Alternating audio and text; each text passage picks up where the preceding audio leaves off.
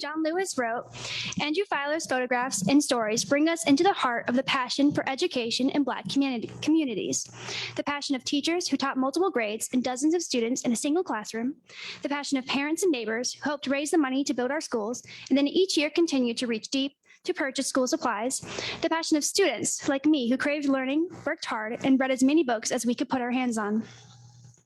Mr. Feiler is a fifth-generation Georgian. Having grown up Jewish in Savannah, he has been shaped by the rich complexities of the American South. He's long been active in civic life as well, and he has helped create over a dozen community initiatives. He serves on multiple not-for-profit boards, and he is an active advisor to numerous elected officials and political candidates. His art is an extension of his civic values. Mr. Feiler's photographs have been featured in the Wall Street Journal, Smithsonian, Architect Preservation, and The Forward, as well as on CBS This Morning and NPR. His work has been displayed in galleries and museums, including solo exhibitions at such venues as the National Civil Rights Museum at the Lorraine Motel in Memphis, National Center for Civil and Human Rights in Atlanta, and International Civil Rights Center and Museum in Greensboro, North Carolina. A Better Life for Their Children is also the subject of a nationally touring museum exposition, currently on display at the National Center for Civil and Human Rights in Atlanta through December 12th, then coming to the Charlotte Museum of History in January 13th, 2022, and continuing to tour through 2023 and 2025 as well. Please welcome Andrew Feiler.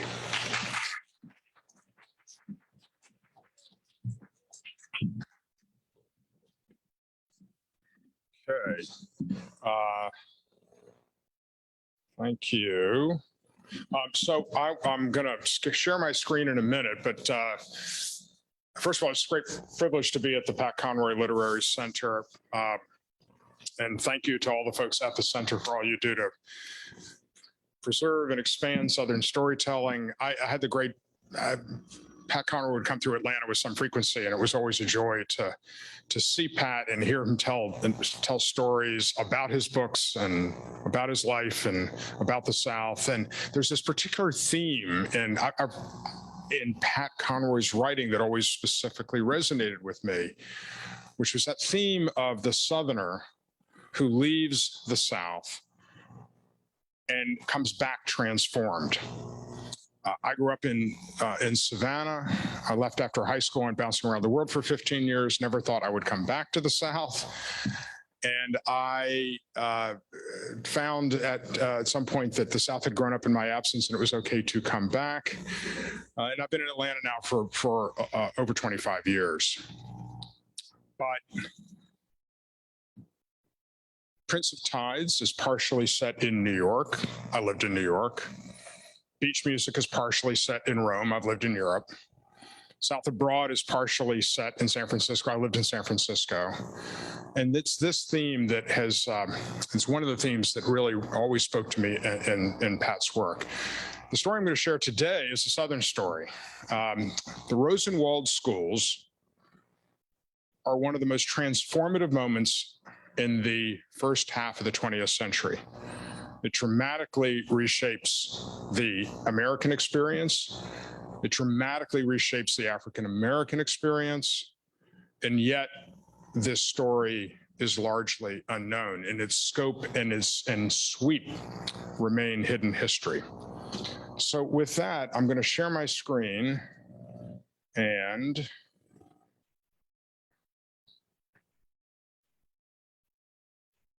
there we go. Is that working up there? It is working. About that.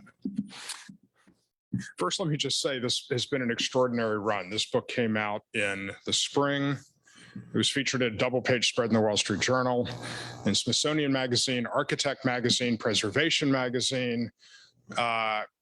This book is in its third printing, and the exhibition of this work is currently on display through December 19th at the National Center for Civil and Human Rights in Atlanta, and it will then move to Charlotte, Memphis, Nashville, New Orleans, Richmond, and beyond. It's been incredible, gratifying experience, and it's a great privilege to be able to share this with each of you. So let me start by introducing the protagonists.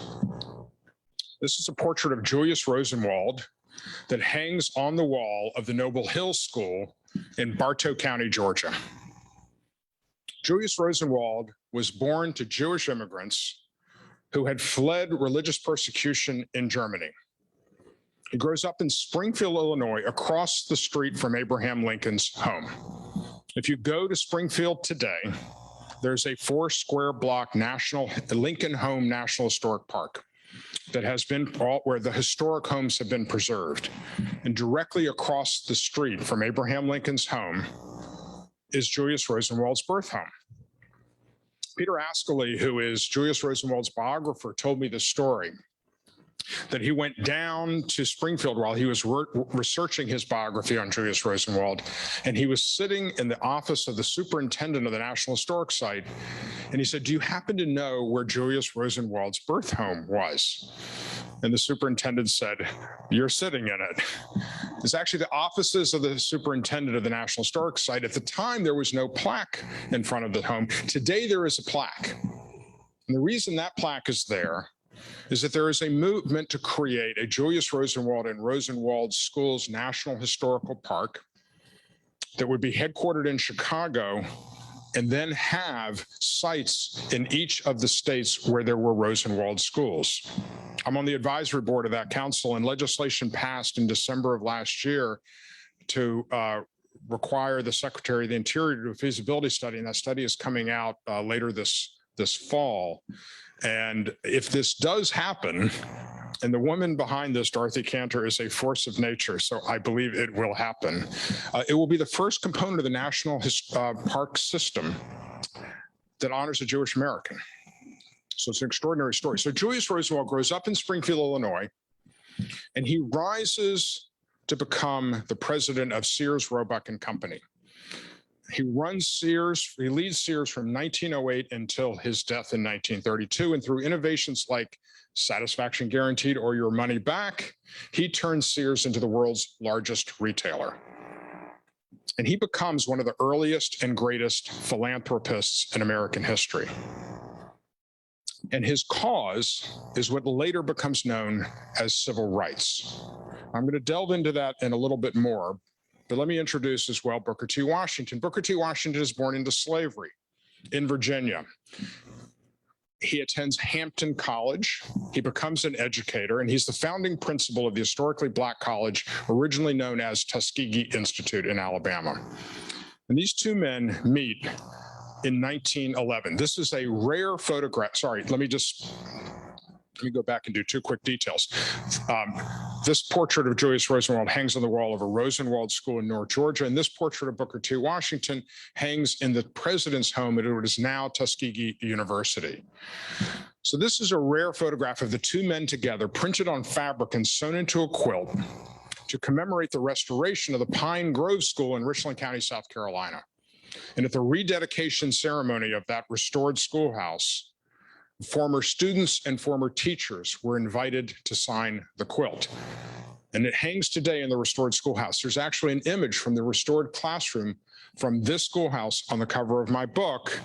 And if you look in the upper left-hand corner, you'll see this quilt hanging in the schoolhouse. So the two men meet in 1911, and you have to remember 1911 is before the Great Migration, which doesn't begin until later that decade.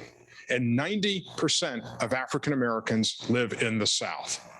By the end of the Great Migration, at the end of the 1960s, 56% of African Americans live in the South. It's one of the Great Migration is one of the largest internal displacements of people in human history. 90% though, 90% of African Americans live in the South in 1911, and public schools for African Americans are mostly shacks, with a fraction of the funding provided for the education of white children. Many jurisdictions do not even have public schools for African Americans. And so the two men, Booker T. Washington asks Julius Rosenwald to come onto the board of Tuskegee later in 1911. He travels down to Tuskegee. He agrees to serve on the board. But the two men develop this friendship and they keep talking, what can we do together? And the Rosenwald Schools program is the fruit of that conversation, and it begins in 1912. And they reach out to the Black communities of the South, and they say, if you, the Black community, will contribute to a school, because we want you to be a full partner in your progress. And we will count as your contribution, cash, land, material, or labor. And if you will reach out to the school board, the white school board, because we want to deliberately create Black-white dialogue as a foundation for future progress. And these have to be public schools. While we welcome the school system's contribution, at a minimum, they have to agree to own, maintain, and staff the school, pay for the teachers. You do those two things, Julius Rosenwald will make a substantial contribution towards school construction. Now think about this.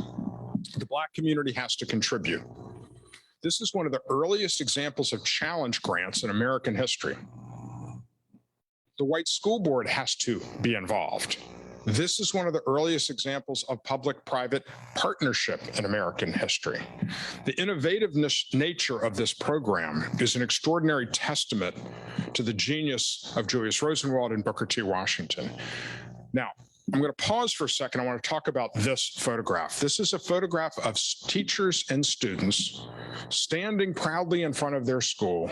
This is the Jefferson Jacobs School in Jefferson County, Kentucky. At the very beginning of the program, the program begins with a pilot of 6 schools, all close to Tuskegee, where Booker T. Washington and his team can keep an eye on the program.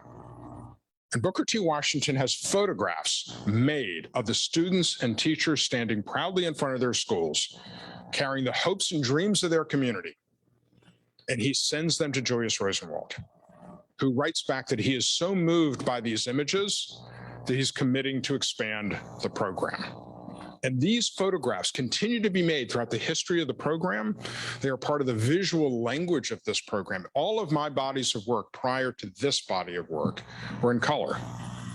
But this body of work is entirely in black and white and horizontal to honor the visual history that created by these photographs in this program.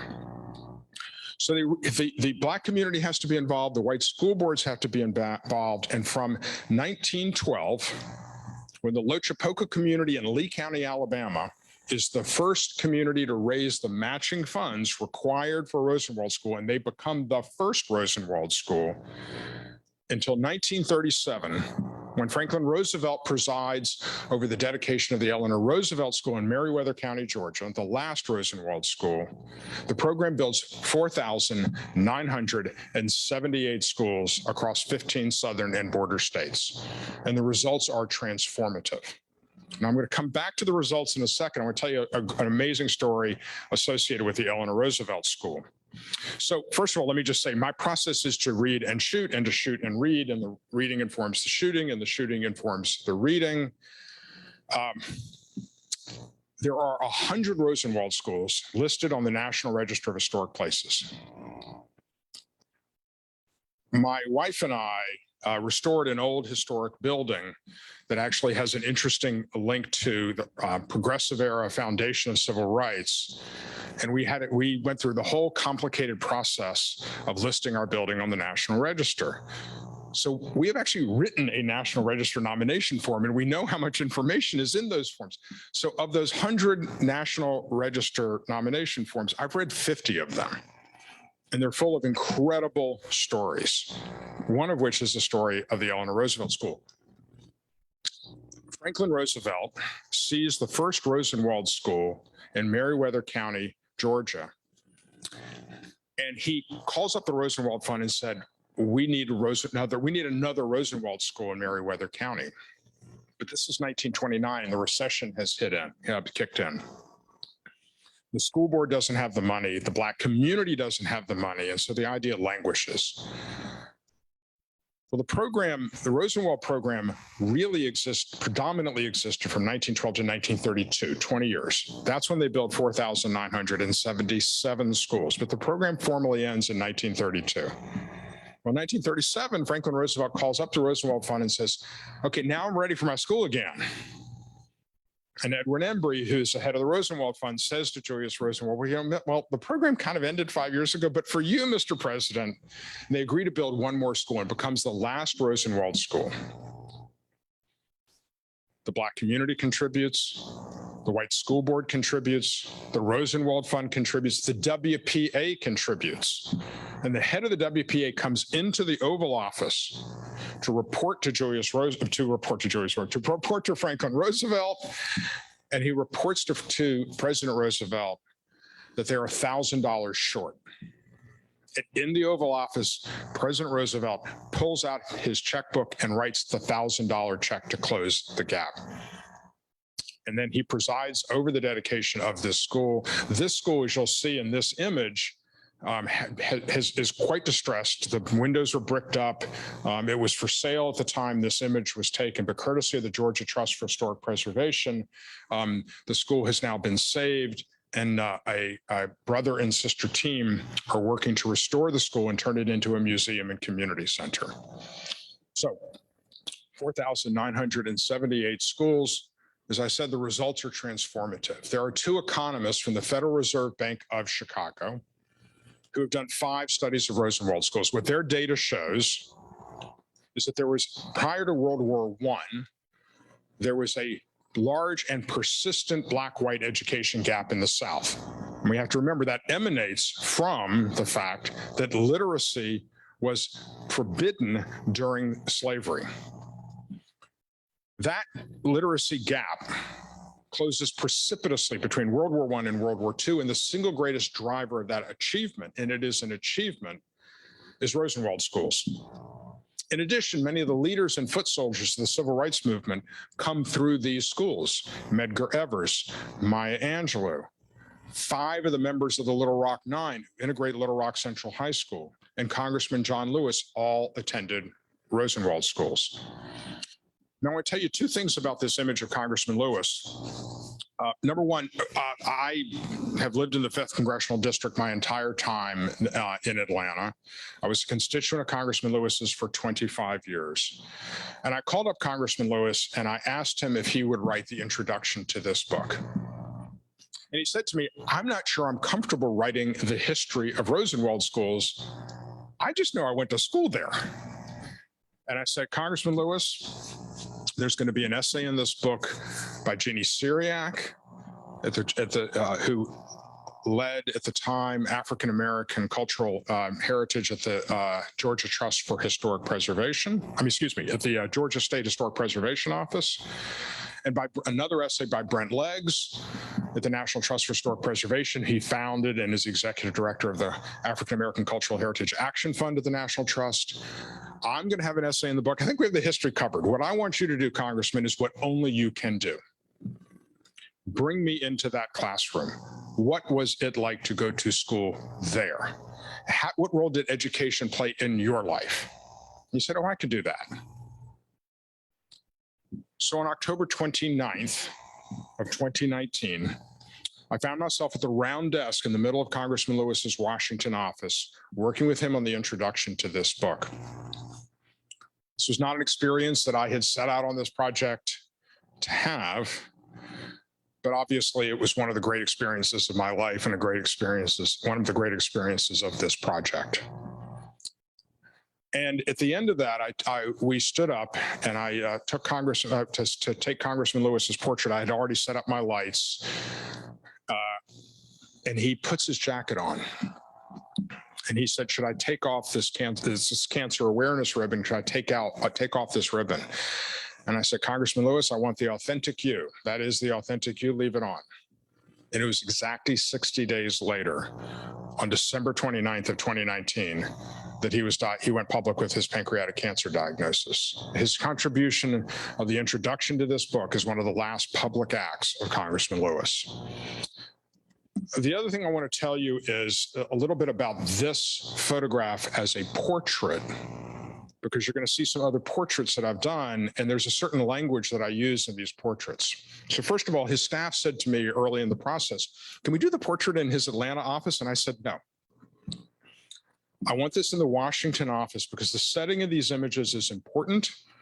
And for Congressman Lewis, his photograph is a statement of achievement and power.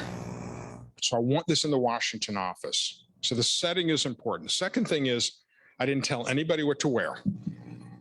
I wanted the authentic them.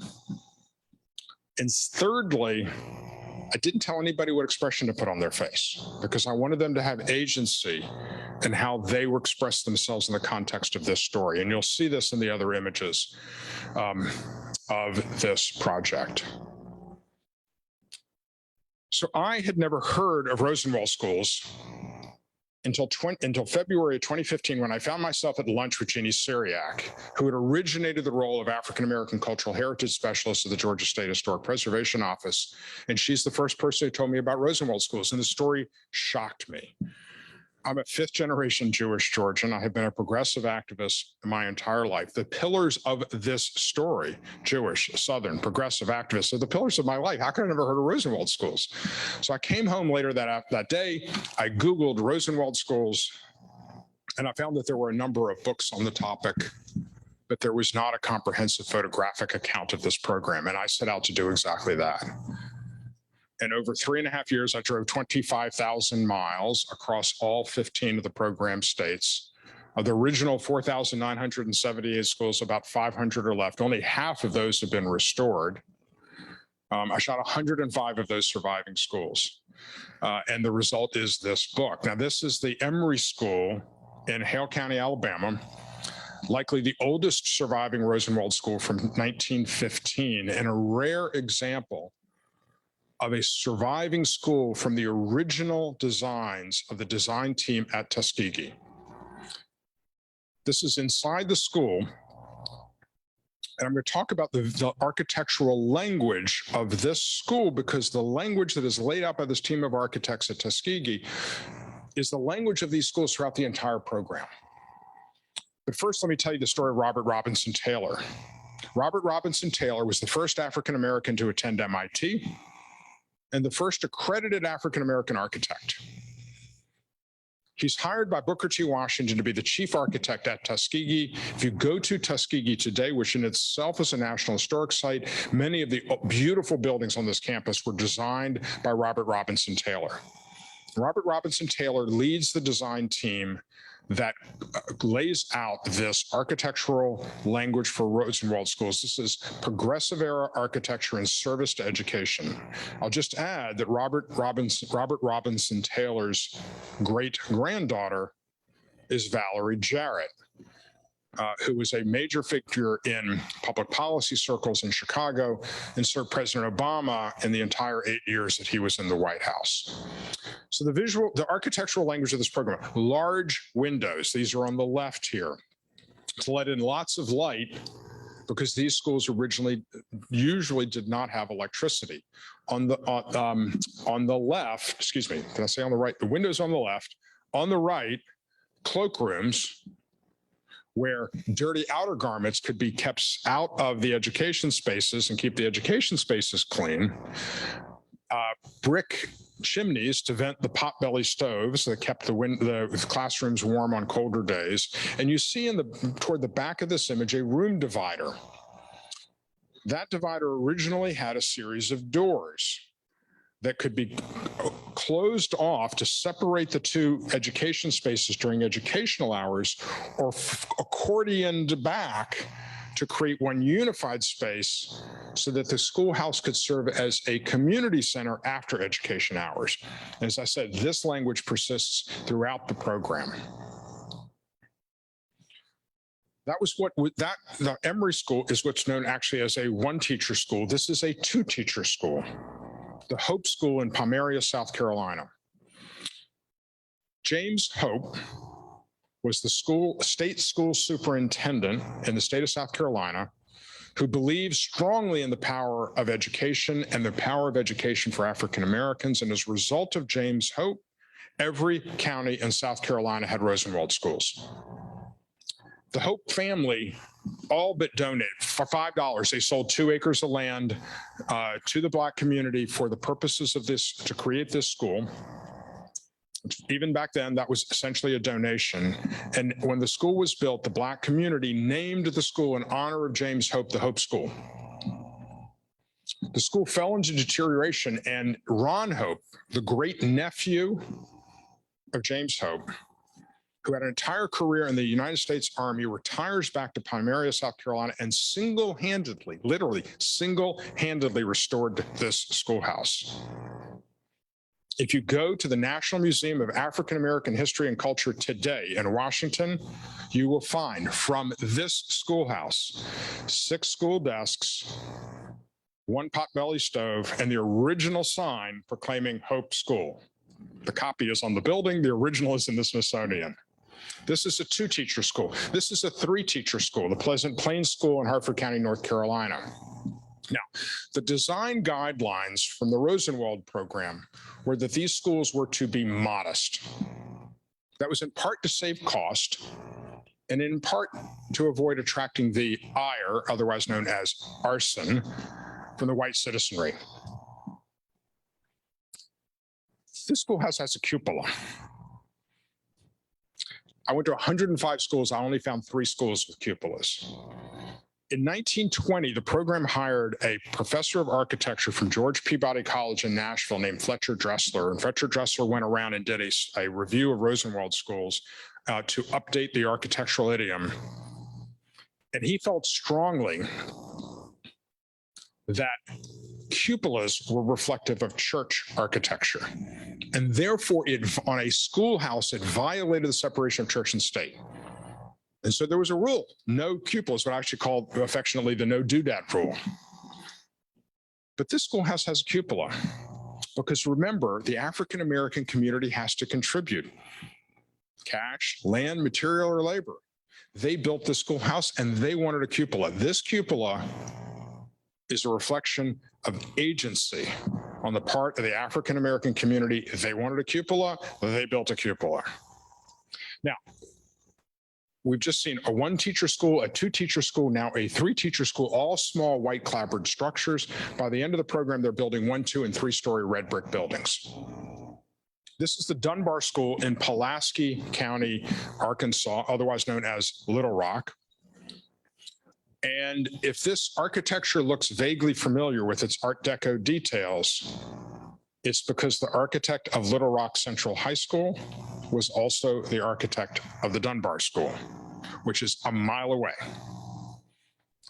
And it is this school where several students at Dunbar are among the Little Rock 9 who go on to civil rights history and integrate Little Rock Central High School.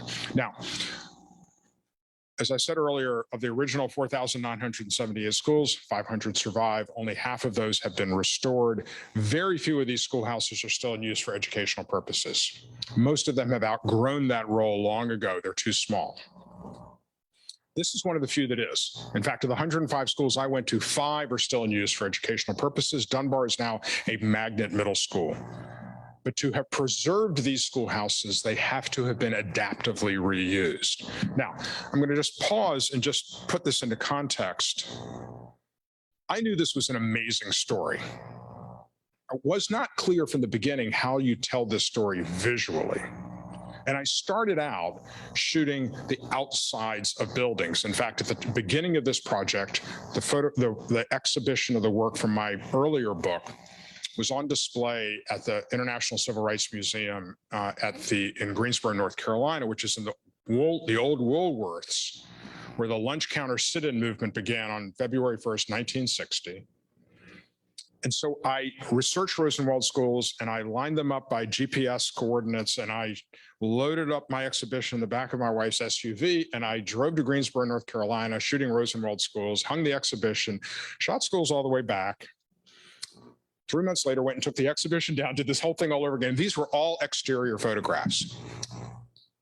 And it became very clear that the story these images told were incomplete, particularly because I found so many schools that were in distress.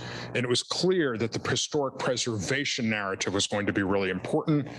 And that meant adaptive reuse. And that meant I had to get inside of the buildings. And suddenly I need permission.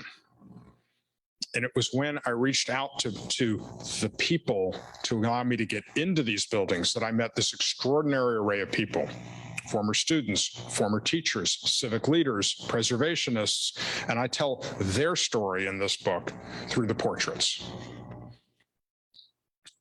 But let me share with you some of the stories of adaptive reuse.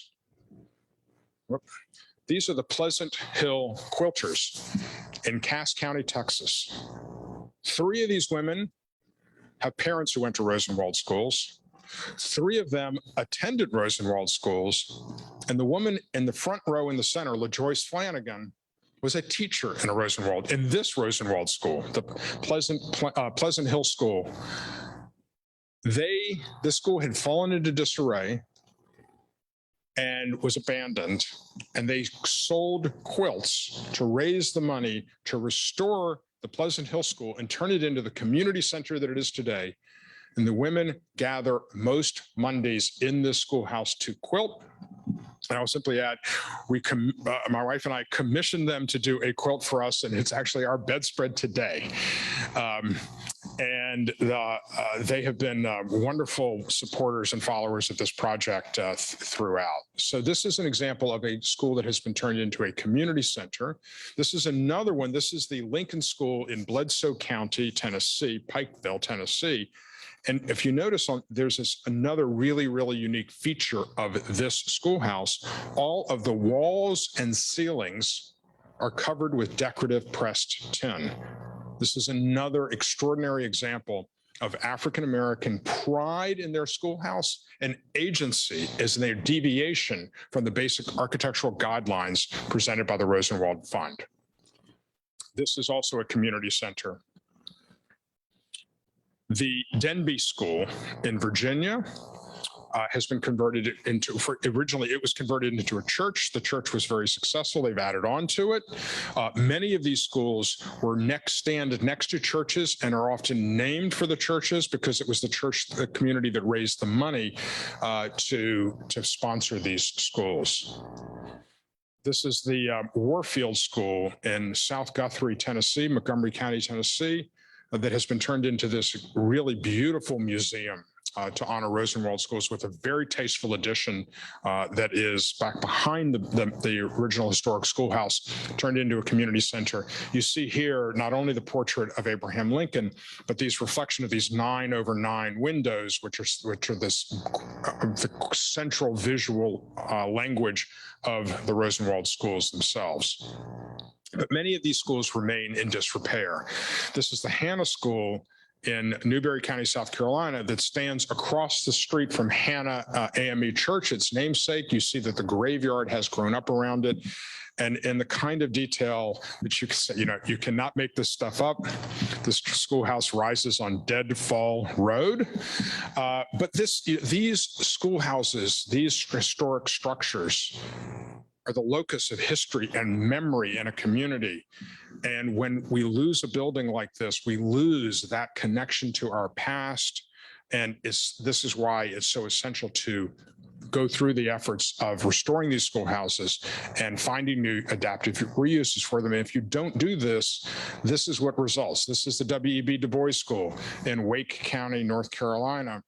I arrived in front of this school expecting to take a photograph of the school, only to find that, as it turns out, it was demolished a week before I got there because the roof structure had become unstable. With this Coke machine standing sentinel, this is what happens when we don't preserve our history and our memory. So this is inside the Cairo School in Sumner County, Tennessee. I'm going to tell you, I did a lot of my research on the internet to try to find these schoolhouses. And with Google Street Maps or Street View and Google Maps, I would look at what the orientation of the schoolhouse was based on which way it faced. Did I need to be there in the morning? Did I need to be there in the afternoon? This is a one-teacher schoolhouse of a particular architectural model that was very prominent in the program. At the time that I was at this stage in the process, I was still relatively early in the process. I hadn't shot this one particular iconic schoolhouse, and I found one, this Cairo School. And I needed permission to get inside of it. And I found a photograph on the internet of the schoolhouse while it was undergoing restoration that had one of those signs out front that named all the community partners that were involved, who had put up the money, who was doing the design. And I got the name of the architect off that sign. And I called the architect and I told him what I was trying to do. And he said, "Oh, you need to talk to Frank Brinkley." So I called Frank Brinkley, and it's Frank Brinkley who is on the left in this image, and his brother, Charles Brinkley. So the photograph of Julius Rosenwald, there's often photographs of Julius Rosenwald in these schoolhouses. This photograph that hangs above the doorway has hung in the schoolhouse since it opened in 1923. Brothers Frank and Charles Brinkley attended this school. They went on to college. They went on to graduate school. Frank taught high school math and science. Charles became a middle school principal. They have 4 sisters. All 4 sisters went through this school. All 4 sisters went to college. These 6 siblings have 10 children. All 10 children went to college. That legacy may not have happened without this schoolhouse. This is the Bay Springs School in Kelly Settlement, which is a corner of Forest County outside of Hattiesburg. Vernon Damer Sr. attended this school. The land had been donated by Vernon Damer Sr.'s grandfather. But when the school closed in 1958, the grandfather had built in a reversionary clause, and the schoolhouse came into the possession of Vernon Damer Sr., who turned this schoolhouse into a center of civil rights activism. SNCC met here. The NAACP met here. And Vernon Damer Sr., who was the head of the NAACP in Forest County, would have, when he took people into Hattiesburg to have them attempt to register to vote, he would have them park behind the schoolhouse so they could not be identified by their vehicles and later harassed. As you can imagine, this activity drew the ire of the KKK. And on January 10th of 1966, the Grand Wizard of the KKK and several other Klan members firebombed Vernon Damer Sr.'s home. And he stood in the front window with a gun trying to hold off the attackers while his wife Ellie got their children out the back door. And Vernon Damer Sr. died as a result of his injuries in that fire. This is his wife Ellie, who went to a different Rosenwald school in Mississippi, went off to college, came back and taught in this schoolhouse. This is inside the Bay Springs School, where their son Dennis has now restored the school and brought it back to its community center roots. Dennis told me that he remembered fondly, he was 11 years old in 1964, Freedom Summer. And on July 4th, on the schoolhouse grounds, the Damer family threw a picnic for the voter registration volunteers, black and white.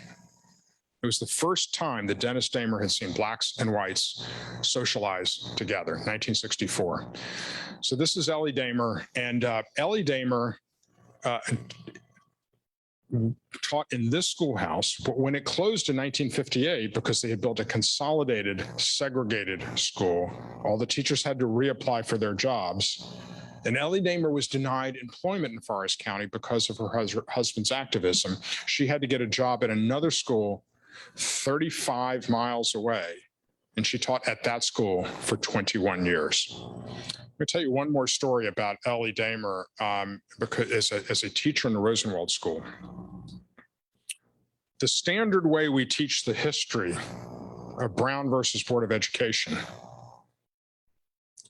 is that Thurgood Marshall and his team are the heroes.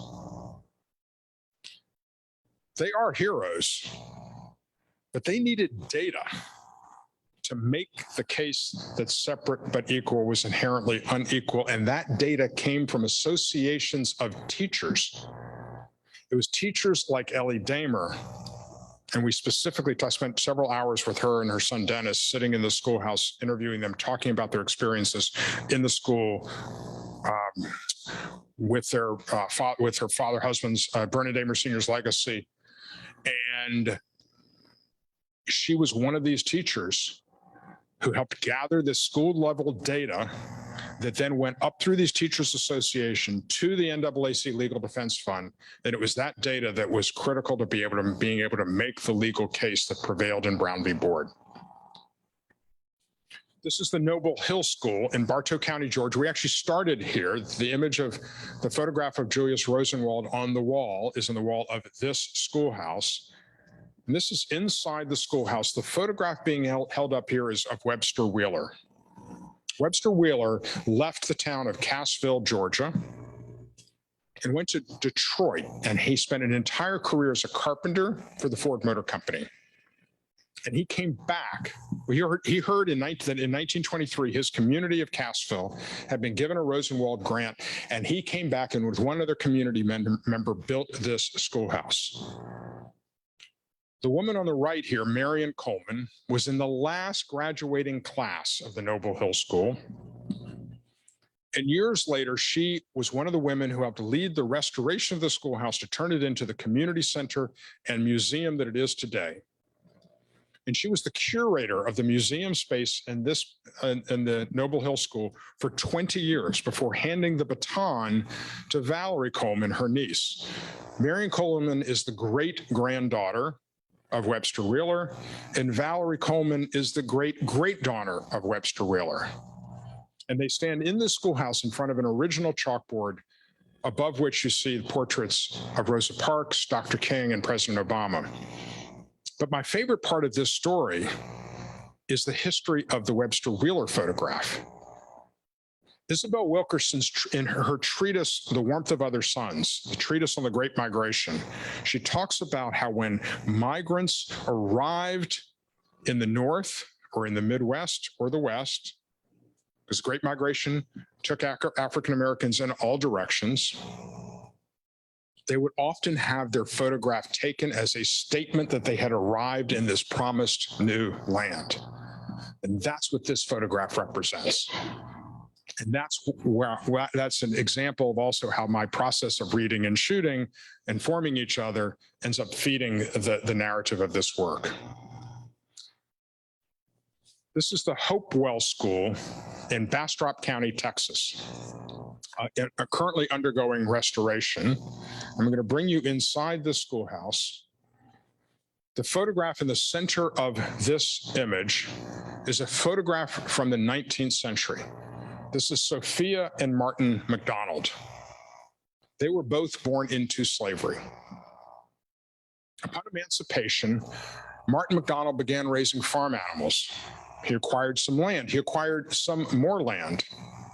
And they eventually acquired 1,200 acres. And when the Rosenwald Schools program comes to Bastrop County, Texas in 1919, the family donates 2 acres of land for the school. Its first teacher is their daughter.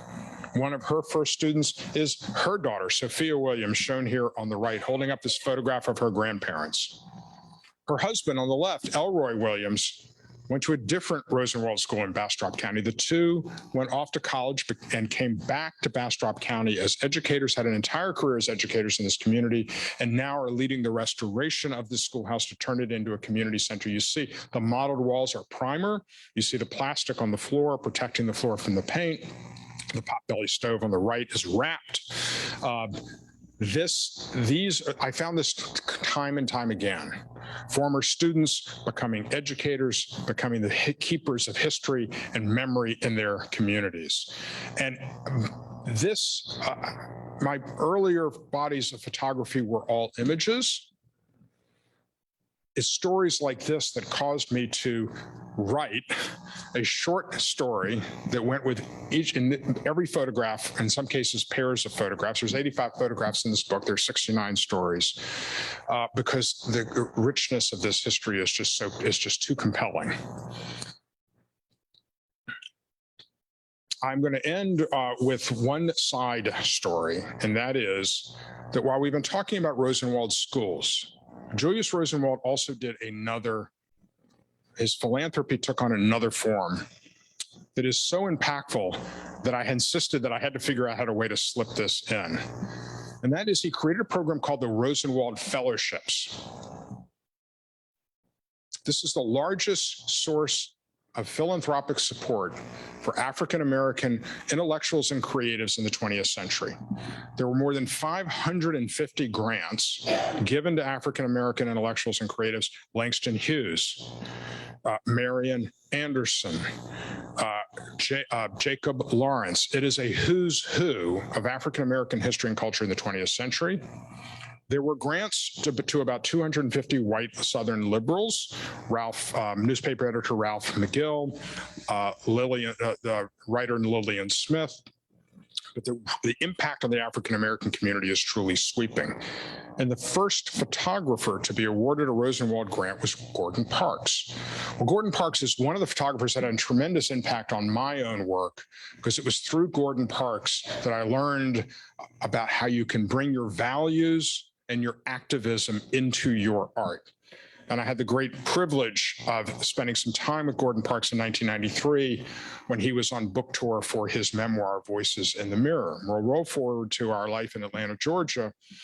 And my wife is good friends with Leslie Parks Bailey, Gordon Parks's daughter. And so I said to Leslie, I'd like to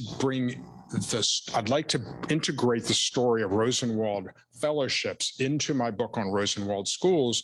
How about if I do a portrait of you holding a photograph by your dad? And she said, that would be great. She puts me in touch with the Rosenwald Fund. They immediately emailed me this image, and they said this self-portrait was part of Gordon Parks's application to the Rosenwald Fund. I said, that'll do. And they send this to me, and I had known from the beginning that what I wanted to do was to do this on top of a manhole cover, because one of Gordon Parks's seminal bodies of work was a photo illustration he did for Life magazine in 1952 of Ralph Ellison's Invisible Man. And in that series, there is a man coming out of the manhole cover. So that's the construct of this particular image. I just want to add one other thing about this story, and that is Gordon Parks becomes Gordon Parks through working with a man named Roy Stryker, who led the photographic unit at the Farm Security Administration in the Depression. The photographers in that unit become some of the greats of documentary photography: Walker Evans, Dorothea Lange, and Gordon Parks. And it was the Rosenwald Fund that set Gordon Parks up to work for Roy Stryker as his Rosenwald Fellowship. Gordon Parks comes and sits with Roy Stryker on the very first day, and they talk about racism in American culture. And Roy Stryker says to Gordon Parks, take that anger and go out and photograph it. And he goes out, and his first photograph for Roy Stryker is the photograph of the African-American cleaning woman in a government office building holding a mop and a broom in front of the American flag. And he brings that image back to Roy Stryker, and Roy Stryker says, are you trying to get us fired? That image does not appear in print for many years after it was actually taken. But it was not only did Gordon Parks get this Rosenwald Fellowship, it helped Gordon Parks become Gordon Parks. So let me just close this part of the presentation by saying, I want to talk a little bit about simply the title of this project, A Better Life for Their Children. Julius Rosenwald was looking for a better life for his children. Booker T. Washington was looking for a better life for his children. The African-American communities who were already being taxed to pay for white schools and had to dig deep to pay for these schools were looking for better lives for their children. Congressman John Lewis writes in the introduction to this book that each of us have a moral obligation, a mission, and a mandate, that when we see something that is not right and not just, we must find a way to get in the way. So I will close with a refrain of Congressman Lewis's most fervent call. May we all find our paths to the making of good trouble. Thank you very much.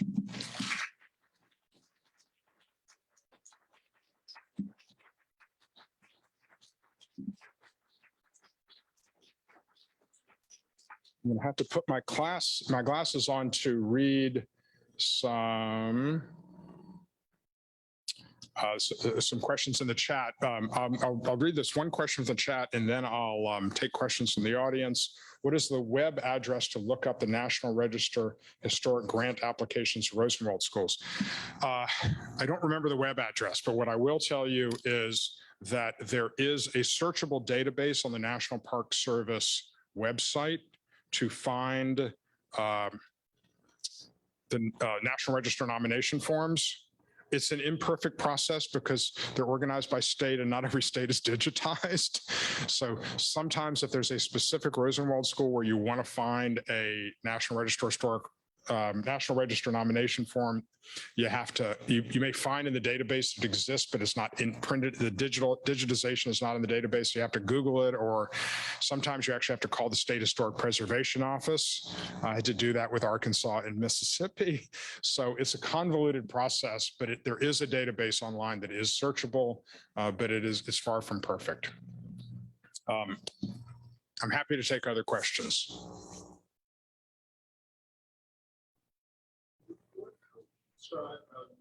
Your beliefs or values, what kind of advice, what lessons do you learn from production? How is that reflected? Yeah, so the question is how are my values reflected in my photography? So I'll start by saying, telling the story from my earlier book. My earlier book is a portrait of an abandoned college campus that uses this concept of abandoned education spaces that we are all familiar with. We have been in these classrooms, we have been in these hallways, we have been in these locker rooms, but we're used to seeing them populated by people and not populated by ghosts. And it uses that emotional connection to these spaces in their distressed state to raise awareness around a very simple fact: that education has been the backbone of the American dream since before there was the United States of America. The very first taxpayer-funded school in America dates to 1644.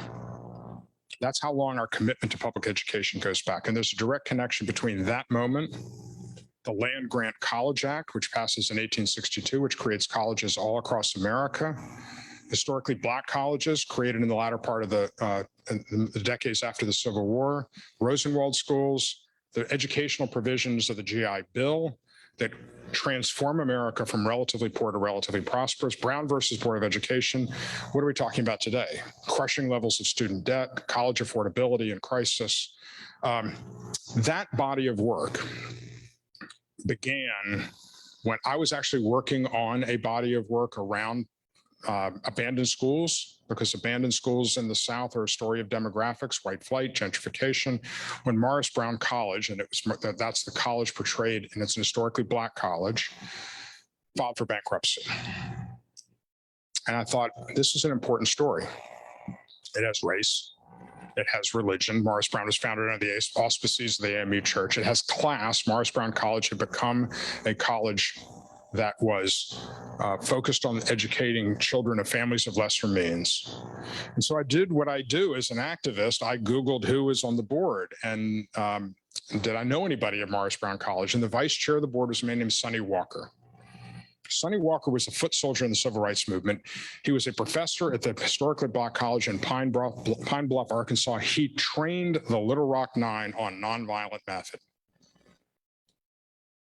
And at that time, Sonny Walker and I had served on a board together for a decade.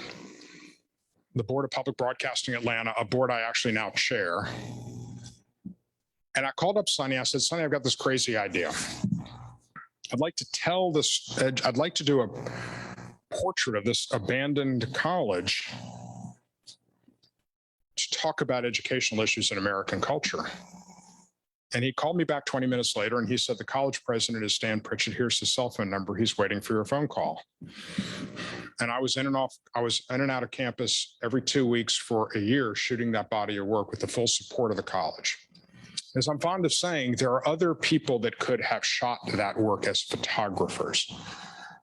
But there was 20 years of social capital of my engagement in civic causes and political causes in Atlanta and Georgia and beyond that allowed Dr. Walker and Dr. Pritchett to trust me to tell this very sensitive story.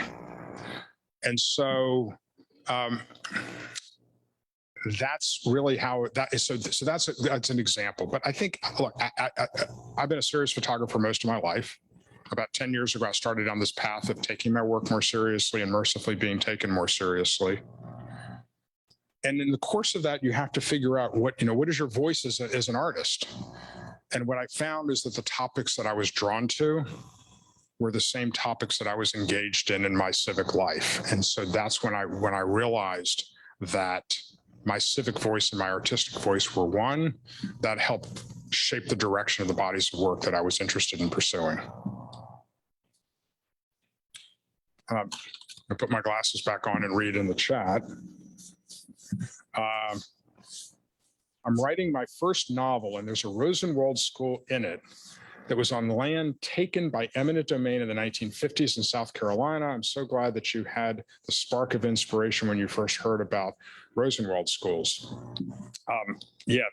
There is a reason why only 10% of these schools survive, and some of them were burned down, some of them were destroyed, but it's wonderful that so many of them have been restored, but there's so many now that are in disarray, as you've seen, and they're going to take time and energy. And fortunately, the African American Cultural Heritage Action Fund out of the National Trust has made Rosenwald School preservation a priority. And in each of its grant cycles, there's usually a Rosenwald School.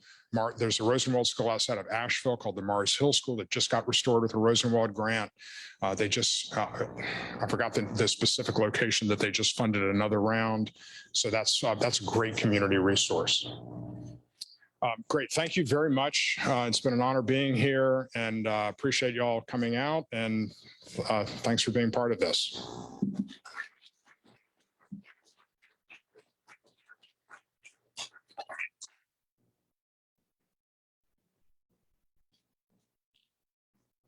Should I leave out?